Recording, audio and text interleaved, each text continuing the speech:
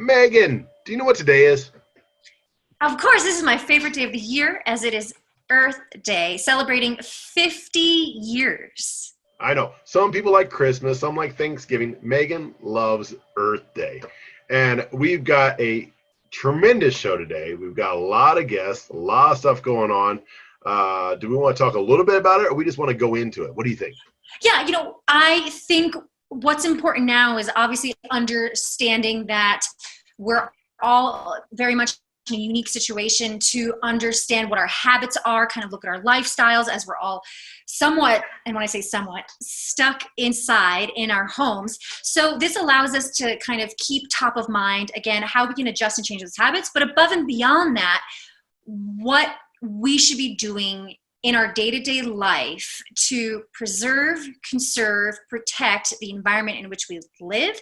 And that goes from not only habits, but also jobs, careers, opportunities, to tie that all together. So that's why today's Get Virtual show was called The Green New Deal, highlighting everything related to sustainable development, projects, job opportunities, and obviously nonprofits within the Tahoe Basin and beyond. So without further ado, I'd love to start with our first guest, John Friedrich. He is the founder of Tahoe Green Jobs Coalition, who is talking about various opportunities within the Tahoe Basin, highlighting Tahoe environmental jobs to stimulate our economy. Thanks for joining us, John.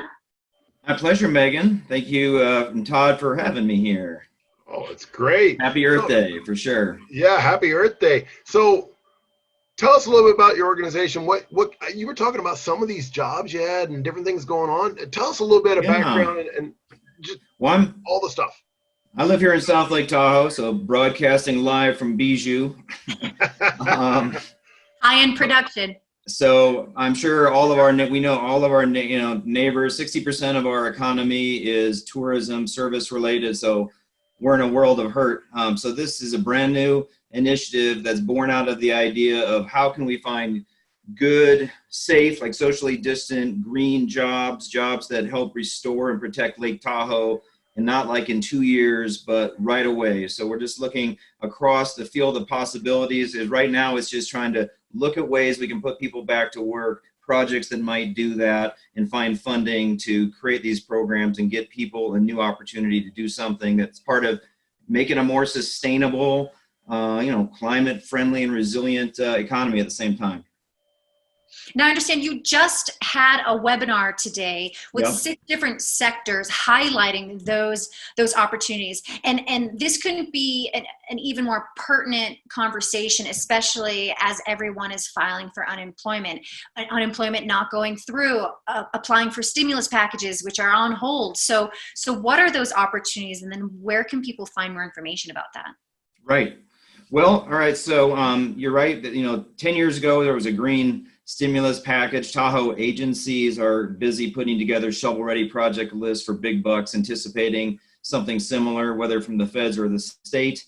In the meantime, we thought, hey, let's just dive in and, put some things together that are possible, perhaps even right away, and also in anticipation of those funds. So we're talking about jobs and things like installing solar or EV charging stations and public agencies, cities, utility districts could help lead the way by doing projects sooner than later, like this year, and hiring locals to do that.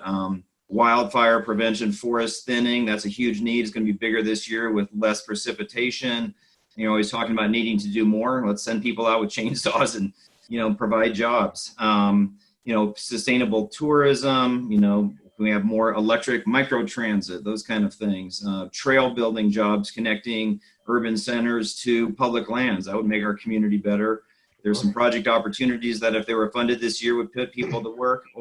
Another big area, affordable housing. It's going to be even a bigger issue as people have lost income. Tiny green homes is a trend around the country, or these accessory dwelling units where you can add a little home in your back cottage in your backyard or your garage. Those all could put people to work in kind of new endeavors that would help make our community better and be done in a way that helps restore the environment at the same time. So I'm sorry hearing this. This is almost like never waste a quarantine. make sure you do something really productive in this whole process. So amazing that you've come up with this initiative and really stepping forward to try to push people in the right direction for things to do. Yeah, thanks. Well, what they say, the Chinese word for crisis has the symbols for danger and opportunity. So it is that kind of, or let's make lemonade out of these COVID lemons we have. So it's we've been dealt a hard hand economically here, but I think it is an opportunity to say, can we jumpstart things that need to be done? We know we need to do more to protect to do our forest thinning. We know we need more housing. We know we need more, electric vehicle amenities and solar and all those things. Can we put pieces together to make them happen? Now, you mentioned, in the Great Depression, FDR in the first month of office signed the Civilian Conservation Corps bill, and they put 250,000 people to work in the forests that summer. So I think they could, it happened 90 years ago. That's I think we just need that kind of like urgency and creativity to say, people need work. There's stuff that needs to be done. How can we, connect the dots and find the funding and get workforce training where needed and get people out doing that work. Awesome. And now to kind of transition to the element of funding, what is the rollout to this, right? What is envisioned with the Tahoe Green Jobs Coalition? Is this something that is planned sooner rather than later? Obviously this summer, just kind of understanding a little bit of that timeline. Yeah. Well, I would say, right now we're just trying to find projects that could be done as quickly as possible. So for example, the city of South Lake Tahoe and the Public Utility District are looking to have solar put on their buildings this summer.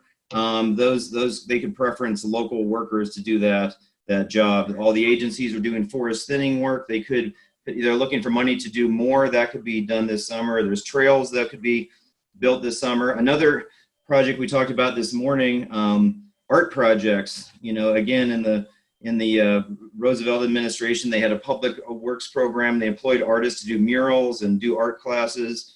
There's artists locally looking at things like, could we do Burning Man-esque installations at Tahoe? We don't have Burning Man this year. Could people get paid to make that a destination in August? So people are thinking all kinds of creative ways, but the intention is we know people are unemployed now, and we should do things as soon as possible to help. Awesome. Great stuff. I think we'll bring on our next panelist. Yes. Yeah. It's kind of that bridge between our next guest, Amy Berry, CEO of everything related with the Tahoe Fund, who is the gap between various environmental projects in Lake Tahoe, or I guess bridges the gap between environmental projects and funding efforts needed from a private entity to make some of these projects happen. So in that respect, Amy, I would be curious to hear your take on kind of this new initiative that's taking place in the job sector element of Tahoe. But first, we're going to say goodbye to John. So John, we'll see you later. Thanks a lot for being on the show. Thanks so much. This was great. Appreciate it. Okay. Well, hi, Megan and Todd. Thanks for having me on today. Yeah, the role of the Tahoe Fund, we just celebrated our 10th anniversary. Our official or incorporation date was last week, so it's kind of exciting time for us. Our whole role is to help get more environmental improvement projects completed around the lake, and that can be anything from new hiking and biking trails, watershed restoration, removing aquatic invasive species, a lot of forest health work, a ton of stewardship work. We just built a whole campaign of take care messaging so people know how to appropriately social distance while out recreating. So for us, what we do is we raise private money and private support to get these projects done to really help secure the public funding. And every project we do has some sort of element of getting people to work. And I think for the first time, our board has asked us to look at projects we support through a lens of getting people back to work. And so we're doing that. We always have a big portfolio of projects that we want to help support. And we've gone through and said, okay, well, which projects are going to have the biggest impact in terms of getting local people employed? And the good news is, trail building takes a lot of people, which is great. So we're looking at possibly rolling out a couple trail campaigns with our friends at TAMBA and the Forest Service. We're looking at some watershed restoration work, which would obviously require a lot of people out there, big contracts. We're our biggest project to date that we helped out with is that new East Shore Trail that everybody loves from Incline to Sand Harbor. And hopefully people are out there safely social distancing right now. And we're working with our agency partners on expanding that. So to go from Sand Harbor to Spooner, that'll have a whole corridor management program, a lot of new parking places and a whole new parking lot across from Spooner. We also helped fund a new amphitheater and visitor center at Spooner Lake State Park. And so we're hoping that these projects are all going to get underway, especially Spooner Lake should be starting this spring, this summer, and construction is going to get people back to work, which is what we're really focused on. Just out of curiosity, I know you said you're 10 years older, you're celebrating your 10-year anniversary. That puts it, you guys were kind of founded sort of during the last economic crisis. We were kind of going, that's kind of interesting. Do you think that the whole idea of Tahoe Fund was kind of one of those opportunities that sprung out of that crisis? And now here you are actually being an answer during the next crisis. Yeah, you hit it right on the head, Todd. It's so cyclical, right? So we started at a time where there was really no public funding. And the question was, how are we going to get back to public funding? Well, if we bring some private funds, we can help secure public funding. So fast forward 10 years, we've now secured, I think it's now over $50 million of public funding for projects from a few $1 million of private funds. So it's a model that really works. And, 3 months ago, we were looking at how do we, expand. Now there's public funding back, there's private funding, grow. And it's like, well, okay, let's go back to the beginning, which is we're going to have to really fight for that public funding again. And it's so great to be set up and ready to raise the private funds that are needed for that. Yeah. The other thing we've noticed is, there's always a silver lining to everything, I hope. It's horrible what's happening right now, but the one thing that we do take a little solace in, especially on a day like today is Earth Day, we've never seen people want to come to Tahoe so much in the way that they just need to come. And we're telling everybody, don't come right now. We can't handle it right now. But it's great to see this amazing appreciation for people needing nature and needing a place like Tahoe. So we're hopeful that people will understand the need to take care of Tahoe, to help fund with both private and public funding, really critical environmental projects that are going to help sustain the lake, that are going to build new paths and new ways for people to enjoy it, that are going to maintain lake clarity, that are going to keep our forests from burning down. Mother Nature, no one gave her the memo that there's a quarantine in place, right? So as John mentioned, we're very nervous about wildfire season this year, and we've got a big initiative. We're trying to find new innovative ways to help improve the work that our great public agency partners are doing to improve our forests. So we're keeping an eye on all of that and hoping that because we are set up and we are functioning, that we can have, a big impact in helping keep projects going and getting people back to work.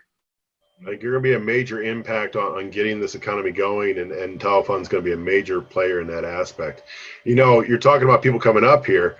Our next guest we're going to bring on, she has a place I think people like visiting every once in a while when they come up to Tahoe. We sure do. Yeah, absolutely. We have a great partnership with Edgewood. They've done so much for us over the years. We're so thankful and we for everything. I know. Continuing that partnership, right? I mean, there's so much to do and so much support. So that's amazing. Well, thanks a lot, Amy. We really appreciate you being on the show. And we'll talk to you later. And keep on doing all the amazing things you're doing. Once again, website so people can find out more information. TahoeFund.org. Simple one. We like that. Thank you, Amy. And now we have Corinna Osborne. To kind of tie in what Amy was saying about this appreciation for Lake Tahoe and really seeing these vibrations of people just wanting to be up here and enjoy the nature and the forest and the calmness, and maybe tie that into what you have created at Edgewood Tahoe, and the special developments that you and standards that you have set in place for your resort to be able to preserve this natural gem that we all hold so close and dear to our hearts. Absolutely. I think this is a very difficult time for those who are in the tourism industry, not being able to share what we have and what we've done with our guests and even our locals, right? I mean, nobody's entertaining at this moment. But what's really important for us, it's part of our mantra, it always has been as Edgewood, and it's really to be stewards of the land and guardians of the lake. That's part of our mantra. We've lived by it for many years, the family has. And with every move that we make, our number one focus is always minimizing our environmental footprint. So Edgewood has done quite a bit of development and building this beautiful lodge. But at the same time, we have a social responsibility to ensure that we minimize our environmental footprint, and we do whatever we can to be better citizens around sustainability. So when we opened the lodge, and I'm sure most of you know that we are a LEED certified property, and that is a major achievement. It took a lot of effort to get there. And for those of you who don't know that, LEED stands for Leadership in Energy Environmental Design. So when we were planning for this part of who we wanted to be was very important, that we were going to do this right, and it took quite a bit to get there and to maintain it, but it's part of our business, it's part of our responsibility, and we enjoy every minute of it.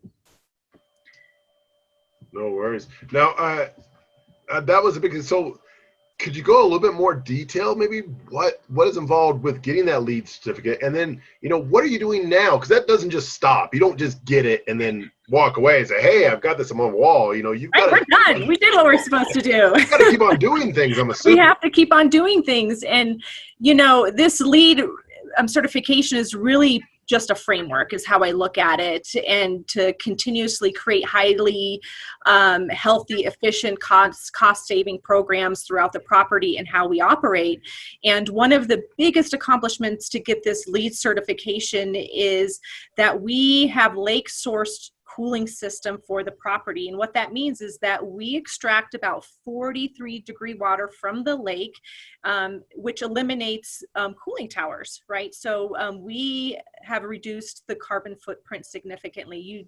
I don't even know if there's another property in the world that can say they do what we did. So, wow. And that's really important. And also we used locally sourced materials all over the property, whether it's the granite from a local quarry, and really eliminating the impact of long distance shipping for those materials. We wanted to source things as locally as we could. And then just creating very pedestrian friendly grounds. That was really important to us. And then significant efficiencies through engineering and our entire landscape. Our golf course maintenance program this year, I'm so excited. Brad, who's an incredible maintenance manager for the property, he is in the process of getting a certification through Audubon, and that's really creating efficiencies on our golf course around reducing the chemical impact, water conservation, all of that. So we continuously look for opportunities to be better partners in our environmental footprint. That's incredible, and definitely setting a precedent for green design and development to come in the future. And hopefully that also ties in right to the element of the Tahoe Green Jobs and building that environmental economy. It's interesting about the Tahoe Green Jobs, because we had some discussion at the beginning of this year to perhaps create a job here at Edgewood called our Green Manager, because it takes a lot to look for a lot of opportunities in the essence of sustainability. And all of us are so busy with our day-to-day job responsibilities that we're almost talking about hiring somebody to just manage sustainability on our property, whether it's reducing all of our plastic water bottles. I mean, I can't even begin to tell you how much we use just from a guest perspective. And can we create, put water stations around the property? I mean, there's so many wonderful initiatives, and composting is another initiative that we're going to explore in the future as well. But again, it's part of who we are as a company, and it's part of who we're going to be in the future, is really looking for those opportunities. And that is, that's truly the spirit where we're at right now. I think being in this different environment, we really have to look for those opportunities, and having a company like Edgewood that has that mindset before we went into the COVID chaos, they're already thinking that way. And I'm really excited to see what you guys come out of this with, and it's going to be quite amazing for Well, sure. it's definitely right. I mean, when you have a situation like this, like COVID and shelter in place and all this stuff, it's, every one of us in the operation are taking a step back to really seeing what projects we can work on, those things that we've always wanted to do and didn't have time to do. And this is certainly an initiative that will guide us the rest of the year on being, better with our sustainability and looking for more opportunities on our property for that. Awesome. And that is a great transition, actually, to introduce our final guest. We have Colin West, founder and executive director for Clean Up the Lake, who is in the process of organizing a very deep clean project of Lake Tahoe, of our gem, again, that we hold so dear. Again, seeing all these guests to be able to showcase and amplify how everyone is taking care of this jewel of the Sierra, to be able to sustain further tourism and visitors to the area is so important. So thank you, Colin, for joining us, and thank you so much for sharing Edgewood Tahoe with us. See you, Corinna. Thank you. Have a wonderful day. Yep. Yeah. Thank you so much for having me on the show today, and happy Earth Day to both you, Todd and Megan. Man, I guess I didn't get the memo. I feel kind of bad about this, but that's okay. So I'm assuming that's that's what you wear when you go to the grocery store. Do you put a little like mask over the top of the snorkel? Is that what you do, or how does that work? That's right. I'm yet to receive my full face mask certification, but soon I'll have that totally enclosed, sealed thing for grocery shopping and everything related to COVID-19. So I'm going to be safe, and it's all thanks to scuba diving. And all you have to do is just spray yourself off, right? And you're good. You're solid. Exactly. So, Colin, this is a new thing that's come out, and I think it's something that, a lot of us didn't even know was existing. I've heard your presentation a couple times, and I got to say, not only the first, but the second and the third time I heard, I was still surprised of, wow, I didn't realize there's a problem. So Clean Up the Lake. Yeah, no, thank you. Thank you for having me. I'll give you a little intro to what it is. But, a year and a half ago, I just had a feeling that I really wanted to get out and do something. And I was in Central America when I was just slapped upside the face with the pollution issue. And it's a very obvious thing in areas like that around the world. And it's saddening, and it makes you want to get out and do something. And in an area like Lake Tahoe, you don't see it quite as easy. And so you really have to look under the surface, both literally and figuratively, to really understand what's going on around Lake Tahoe with pollution. And, when you look at it into the multi-jurisdictional issues that exist in Lake Tahoe with 2 states and 4 counties and a city, sometimes that does create issues for who's responsible for certain beaches or parts of their region, right. And trash tends to build up. I know specific examples like that out in Kings Beach area where there's issues. And then literally speaking, underneath the surface, one day I was doing a beach cleanup and we had 30 or 40 pounds of trash. And then I heard the next morning that there was 600 pounds of trash removed from one small little cove out at Bonsai Rock from a scuba cleanup. And that just, lit a fire underneath me, and I wanted to find out more about what was going on. And, after a cleanup, when things got further along last year, we pulled, between that cleanup and ours, we were pulling out over 1,000 pounds of trash along roughly 1 mile of Tahoe's shoreline. So this project, I hold dear to my heart. And when I met Colin and heard about these efforts, and then actually was a part of the second preliminary dive and was actually picking up some of the garbage and trash under the surface, it's really quite phenomenal to see how the project developed, but also the partners and everyone wanting to take a stance and step up for the lake and support this effort. I think Colin has a bit of an announcement to make in regards to the actual project. We were hoping it was going to take place this summer, but obviously with everything involved, we thought it was the smartest move to postpone to next summer to make it even bigger and better. Exactly. I mean, this, of course, we're always out there trying to do beach cleanups, waste reduction strategies, and help the community in any way we can when it comes to pollution. However, the 72-mile scuba cleanup that Clean Up the Lake is hosting has been our flagship project. And after about 10 months of rigorous work that I've put in and other team members have put in, COVID-19 comes along as it has for everyone else globally and starts to delay a bit of everything. So we made an announcement a couple of weeks ago, and the board of directors made a decision that was, all inclusive for everyone. Thought it was the best idea to wait till June 1st, 2021. So the good news is we're pretty much almost fully ready to go now, so we can focus on quite a bit of other things coming this next year. And that's the other thing. I'm not sure if everyone who's listening understands. The signature project was actually a dive. You were going to actually circumnavigate the lake and clean up all the trash within however many feet of the shoreline, right? Exactly. So the flagship project for Clean Up the Lake is a 72-mile scuba cleanup of Lake Tahoe. And so we decided that we've seen the trash issue in certain hot spots in certain areas around the lake, but we haven't checked out, every inch of the shoreline. So why not get out there and try and clean up the entire lake shoreline if we can? And so in 2020, our initial goal was to get out there and do that with a team of 4 to 8 divers that would circumnavigate the entire lake. And that is now our plan in 2021. With this extra time, we hope that we can plan, that we can spread awareness, fundraise, and do everything that we can in order to make this cleanup the biggest impact that it can be in 2021. Quite admirable.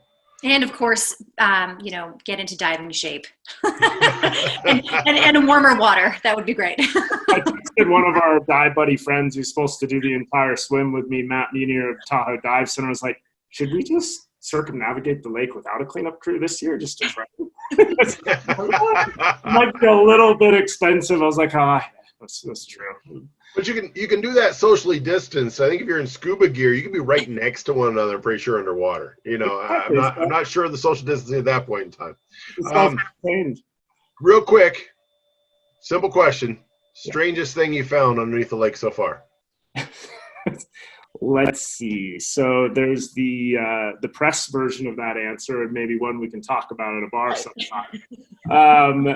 I did find once upon a time, it was a boom box that was all like retro 70s colored, and it had a tape still in it, and it was buried under a big pile of sticks. And I just saw this piece of plastic, and I went in there and I was just yarding things out, and I pulled it out, and I was like, oh my gosh, this has been down here for about 40 years. And and then I tapped Matt on the shoulder and kind of put it up to my side, and was just 25 down, camping out with a 1970s boombox. So somebody at some point in time in the 70s and 80s had a really bad day when that fell over the edge of the boat.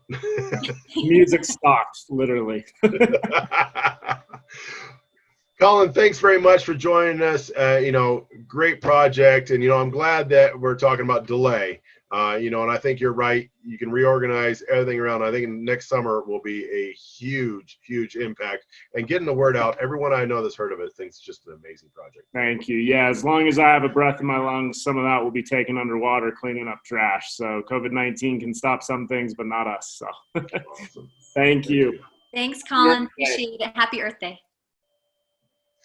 Great show. I mean, there's some amazing different things going on, and it is kind of sad that the cleanup lake got delayed from this summer, but I'm glad it's going forward in 2021. That's it. We'll be able to use this time to use the grant money that we were funded to do some data research and really collect and analyze to be able to determine the scope of this project on a bigger scale. So again, there is a silver lining to everything. We all just have to keep pushing forward, staying not just positive, but optimistic, and have perseverance for everyone involved. Absolutely. Can I have a quick shout out here towards the end? This is a blatant shout out for one of our big partners we have out there. And it's actually good news. Aramark just reached out to me, and they're looking to hire for the summer. And they have some stuff going on, and you can hire. They're looking for locals only. And they're having a hiring event this Monday. You just text right down there. Oops, I've got that in the way. 2,500. Text Tahoe to 25,000, and they'll get you an interview spot. So if you're looking for a job, they're looking for locals only, people in this area right now. So make sure you check that out. It'll be interesting to see, this next phase of support, right? Each week, I feel like there's been a theme of who needs help, right? Right. Frontline, restaurants, business owners. Now it's, and of course that continues throughout the entire thread of every week. But now we're really seeing and feeling the economic impact. So really wonderful to see all the partners and who's doing what, where to support our community. Absolutely. And and this is obviously, as things start opening up, I think there's going to be a lot more of these type of things coming up. So, obviously we love hearing about that stuff. If you like the show, make sure you share it, talk about it, like it. Also, if you have any ideas or things you want to do, reach out to us. Reno Tahoe at Plan My Getaway, tagline, get virtual. Thanks for watching. Happy Earth Day. Happy Earth Day.